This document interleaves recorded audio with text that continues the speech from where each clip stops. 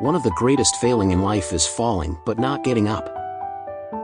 Failures and setbacks are inevitable in our lives. Point we find ourselves having a tendency to lose confidence, sadness and despair after a fall is experienced.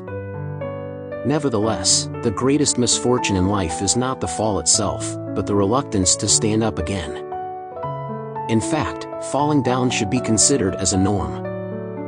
Everyone trips once in a while, but it takes true success to rise again. Falling down grows. Growth is a sequence of falling down. Falling teaches us and enables us to become even stronger. We fell down so many times to learn how to walk during our childhood age. However, it's through these falls that we learn how to stand and walk. There are also going to be a lot of falls in our journey through the path of life. However, in the event that we can learn from our fallings, we are bound to become stronger and courageous in nature. The inability to rise is one of failure. By not rising, we relinquish the chance for progress.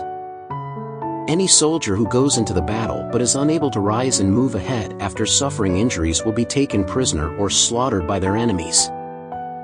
The opportunity for success in life comes once we decide not to give up after stumbling and failing to achieve something. Rising up means success. The fact that we manage to rise after failing is the success itself. An athlete falls during an event in a sport, which means that he cannot proceed with the game because he does not stand back on his feet. He comes back into the game after the fall and wins the competition. In our life, if we can rise after a fall at each defeats and failure, we have already succeeded. Getting up takes courage. Sometimes while falling we also lose courage and hope of rising again. However, it is those that are brave enough to rise that really emerge victorious.